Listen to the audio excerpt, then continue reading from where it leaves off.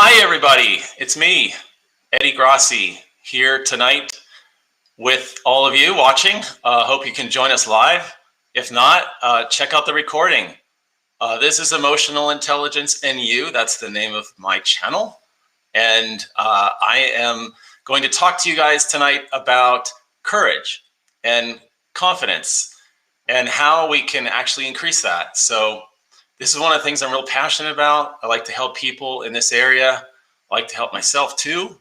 We always can use a little bit more of it. And then definitely in this time, right? Especially with things so stressful, the pandemic, we can feel at times very out of touch, I think, with our inner core, which is there to help us get through these tough times and be confident in what we do and the path that we take. So having said that, I'll just start with one of my favorite quotes by one of my favorite tennis players. Novak Djokovic from Serbia said once when an interviewer was asking him, how do you do this? How are you able to conquer your demons and stand in when you're about to lose the entire match and yet still be ready, focused, and able to return serve in tennis is an incredibly hard thing with thousands of people, millions of people watching you. And I'm paraphrasing, but he said something like, well, I know that my convictions in myself are stronger than my doubts. And that was super powerful when I heard that. And I was like, wow, how does someone rise to that? How does someone get that confidence about them so that they believe that they can succeed more than the doubts of failing? And so I'm not here to try to preach to be like Novak. He had very special circumstances, including an amazing talent, a very precocious player at an early age, and he had all the support around him to just become that kind of person. It was natural for him. He went on, I believe, and won, I think it was about 5 majors, even though he was losing at match point, including against Roger Federer. He famously won, I think it was a 2019 Wimbledon. And he was there on a thread, basically, and got himself focused and was able to do it. All right, enough said about him. The thing I want to make or impress on you tonight is that confidence isn't something we can just suddenly, get. Although there are times when we feel that surge overcome us and we tap into it. There are those times when we feel that.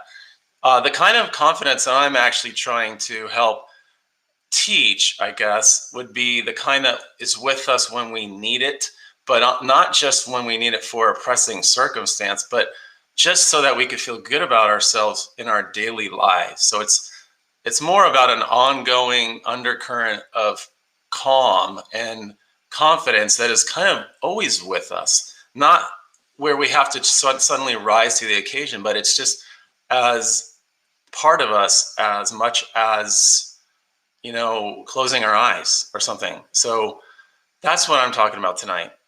I just want to take a step back to last week and refer to last week. Last week, we talked about something called the inner critic or inner self-critic. And the inner self-critic is this voice, I guess, or collection of thoughts that seem to come up at times when we are about to do something we're uncomfortable with, or maybe a little bit uncertain about, a little uneasy. The inner self-critic is there to really say, no, that's not good. You're not going to do well here. We know who you are. You failed so many times before here. And the voice starts. That's a narrative we get.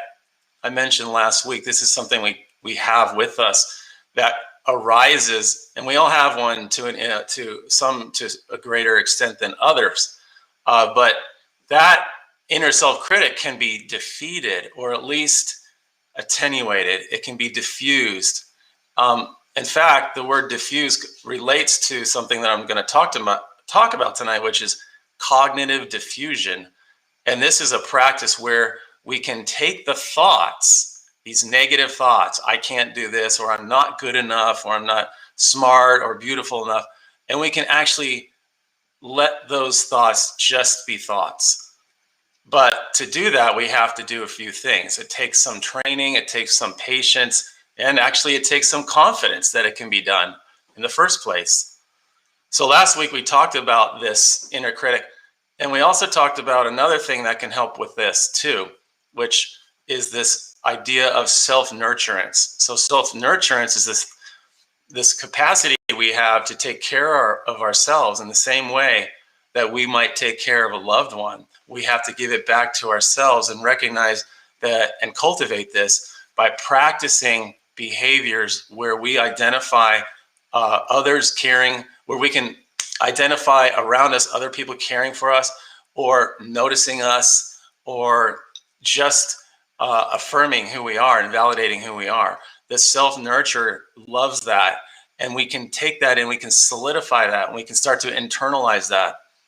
Because the other narrative, the negative one, sometimes may seem like the truth. It may actually seem like the dominant voice is the one that knows reason. This is the one we've been listening to. And it's been around for some people for many years. It could have arisen during early childhood and continued on. And it's very tricky and very subtle sometimes. You don't know why, for example, you might be afraid to step up to a person perhaps that was a dominating person, or you maybe don't know why you feel inhibited when you want to say something to somebody. There's something that may come up that is sort of very subconscious in us, which is kind of controlling us from getting too confident and breaking down that barrier. It sounds kind of strange, but this so-called truth is really flies under the radar sometimes, and we actually cannot even notice that we have these thoughts. They're so automatic and so quick that they almost become instinctual because they've been embedded in us for so long. So part of tonight is to try to help us overcome our default of going to words and thoughts that kind of limit us and our self-belief. And to do that, I'm going to lead you in an exercise I think will help very much tonight. And that's about looking at thoughts. It's a cognitive diffusion exercise. I actually did it when we were talking about anxiety last month.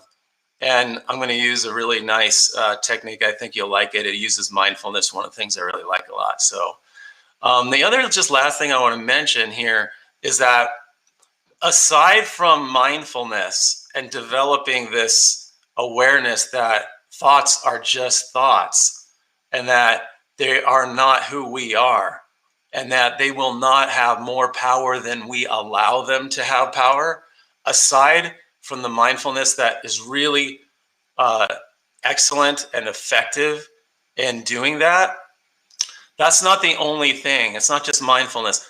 In other words, we can also create healthy habits. And one of them is to try to foster a new relationship or perspective toward those negative thoughts when they arise. So we actually have to fundamentally question them, or it's encouraged to do this, so that you can start to say things like, well, I'm not sure I really believe that. That's the first step. Maybe this isn't really true about me. And start to question them and be skeptical. Because, look, if you met a stranger, you would be skeptical and distrustful of that, right? Same thing with these negative thoughts that come up and over again. Start to question them and ask yourself, are these real measures of who I am? Is this the way that I want to continue to be, basically imprisoned by these types of negative thoughts? So we want to fundamentally challenge these thoughts as they arise in the moment. And I could talk about that probably for a long time, but I'm going to save that probably for another night. Tonight is more going to be about just an exercise that we can do that will help. I also would like to just share one or two things. Last time it was kind of funny because I actually was so excited. I got this new software. I was going to actually share my screen. And after I was done, I looked at the recording and I asked my family, hey, what did you think about my slides? And they like looked at me and they're like, what slides? And I was like, the slides that I shared. And then they're like, no, you didn't share any slides. I was like, man, I was so upset. All right, so I'm going to share a few slides with you. All right, this first one here, and I hope it's sharing now. I'm trusting that it is. My gracious wife was supposed to help me, and she did. And I'm getting the thumbs up that it is sharing. All right, so I love this idea here that I used to have a garden. Well, it wasn't mine. It was actually at my house growing up. My parents had it. And I used to like to get the weeds out and make room for the beautiful flowers and vegetables that would grow there. And I thought, well, isn't this an incredible analogy? Because look, isn't our head a lot like this too? We can have thoughts that we have are negative. Those might be called weeds. And then we have the positive thoughts, the more liberating thoughts that create a new positive mindfulness and mindset within us. And so if you look at this little bud here, this little sprout, it has space around it, right? It doesn't look like it has any invading types of weeds that are going to torment it, at least not yet. So I feel this is a really good image to kind of hold on to.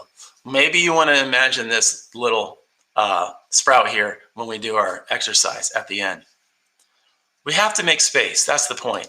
Now this one has a whole bunch of stuff on it. I'm happy to share this slide with anyone who's interested, but it really just talks about all of the negative stuff that gets dumped into our head throughout the course of the day. And it's really confusing and disorienting and demoralizing.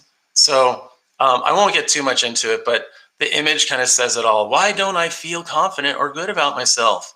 Well, as I just mentioned before, you have a lot of other things going on inside yourself. And now even confident people have things going on.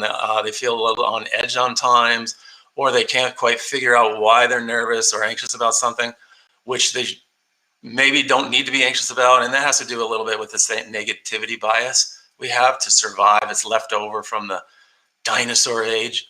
So that's in there. Also, just going to go through this other slide here. We are a sunflower. The more sunlight, the more positive energy, the more positive thinking we can do and paying attention to positive things around us, the more we're going to grow like a flower inside. I'm just skipping down to this thought. I really put up this victory here because we really can get away from the trap of internalizing what other people say. Even if it's been a story we've been telling for so long, there is a way to achieve victory here, or to certainly lessen the grip that it has on us. So we have to just keep challenging our inner critic.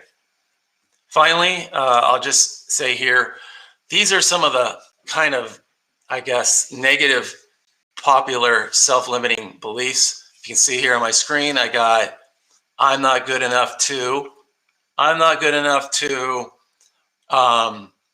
take care of you. I'm just adding on something. You might look at these and say to yourself, oh yeah, I've engaged in this kind of thinking. I'm not good enough to, be in charge of a group. I'm not good enough to tell you what I really need, okay? So that's a popular one. But what we can do, and this is the important thing, is when these things come up and you kind of hear this voice, maybe not those words, but you hear something like that, you can say, maybe what I'm hearing right now is not true. You can be a little skeptical and you say, hey, that can't be entirely true. Or if it were, I would be this really, really bad person and no one else around me would be caring for me at all, right? Another one is really popular. I'm not smart enough. That one gets me. I'm not beautiful enough. So people, we go out throughout the whole day doing this kind of thing. It can come and go. But some people feel lacking in these areas. And again, challenging these beliefs with, I may not be skilled in this area, or I may not be as experienced in this area, but that doesn't mean I'm not smart in this area. Maybe I've never really applied myself. So that's an important one. You can see in my visual here too, confidence lies on the other side of this. So on the other side, on the opposite side, we have an answer, a retort to these kinds of things. The other one, I've always been bad at. Okay, that one is such a big one. I've always been bad at, public speaking. I've always been bad at dancing. I've always been bad, when it comes to speaking up to my boss or meeting a deadline, and these are all self-limiting things. And some of these things, of course, are there to protect us, right? We want to feel protected. I'm not saying we're a bad person. I'm just saying that these thoughts need to be regulated. They just can run amok on us. Another one, why do you care about me? Like, why is this person showing all this affection toward me? Why are they validating me? Why are they smiling at me? Why did they just say, hey, you did really well cleaning or something? And then we turn around and we say, well, wait a second. What do they mean I did really well at cleaning? Or what do they mean I performed really well in that recital? What do you mean? How dare they say I did really well? I mean, come on, that goes against everything that I believe in. All right, I'm joking a little bit. How about this? Oh, you always fail at this. You always suck at this. Come on. Don't start thinking you're going to suddenly get good at math or whatever. Don't start this now. All right? Come on, you've always been bad at this. That's another self-limiting belief. We can challenge that with, hey, wait a minute. I was kind of bad at that. I remember that during that time. I didn't really do so well at math. But wait a minute. Maybe I didn't have the right supports. Maybe I didn't give it all my all. Maybe I didn't want to fail. I was too afraid to fail and make mistakes and learn. And then the other one here, I'm not as good as you. And this is a really good one. There's always people around us that are going to seem better at that than we are, better at the problem we're doing right now, faster. There's always going to be. But remember, they're also thinking the same thing about you. So the thing is, we want to create a new relationship with ourselves and start to challenge these thoughts, start to disbelieve them, discredit them, and just deconstruct them so that we can ultimately really see what they are, which is thoughts. So I'm just going to end that part here. I'm going to do the exercise now. And I just will end also by saying that probably the most pragmatic and effective way of challenging these thoughts is actually to just realize they are thoughts. Extremely easy to say, extremely hard to practice. So that's why through mindfulness, through getting aware of the present moment, we can catch these like a butterfly or something. We can say, hey, I got you. You're a thought. And you can like put up the stop sign, the hand, and say, that's as far as it's going to go. Okay. We don't have to act on these thoughts. And keep in mind, not acting is also acting, right? So if a self-limiting belief comes up and says, well, you know what? Don't challenge that person's opinion or don't disagree with them. That's a self-limiting belief. We have a choice at that very moment if we're able to identify it and not over-identify with it, but practice. We have a choice at that very moment to challenge that and say, wait a second. Wait a minute. Maybe it's okay to disagree with that. Maybe that statement inside, I really don't feel well about it. It doesn't sit well. So I'm just giving you an example. All right. So I want to lead you through this exercise. It's called, what did I call this? Floating leaves, I think it's called. It's a popular one. The concept is that while we do some meditation, whatever comes up in our head, whatever thoughts arise, we're going to imagine a stream in front of us, a beautiful trickling stream, and there's leaves on that stream floating along. Anytime one of our thoughts comes up, it becomes a leaf, and it joins with the rest, and it keeps going and going, right? And soon it passes away from our consciousness because we're not reaching out. We're not fishing for it. We're We may grab onto one like, oh, come back here, wait a minute. Or maybe it doesn't feel like moving on, like it has control over you. That's okay. Again, try to surrender, try to come back to your breath. So let's try this. We take a big breath and exhale. And if you feel like closing your eyes, please do so. And breathing out. And I just want you to see if you can kind of quiet your mind, just concentrating on your breath.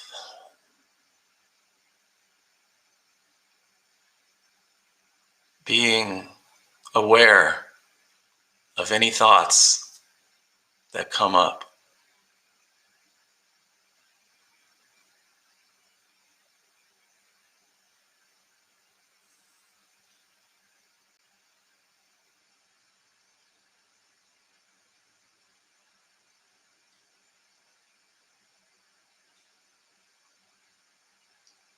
And see if you can almost visualize these thoughts. Oh, such, for example, that's a thought of what I want to do after Eddie is done with this. And just allow it to be like a leaf on a river and just watch as it goes away.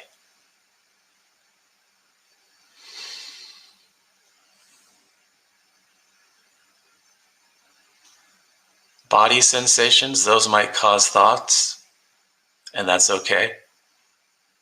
Maybe doing this on a screen is uncomfortable. Maybe something else is bothering you. Maybe your back. Well, again, that's awareness. That's part of who we are, and that's a thought.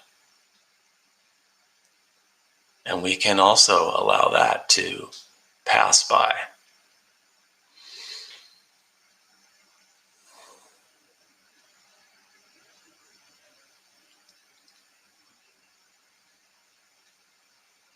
One thought that may arise is this is not working or doing anything. Allow that thought to also float away.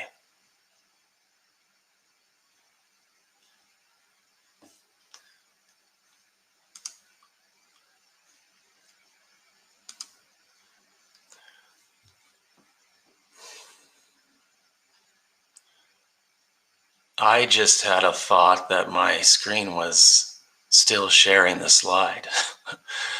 And I acted on that thought to try to bring myself back.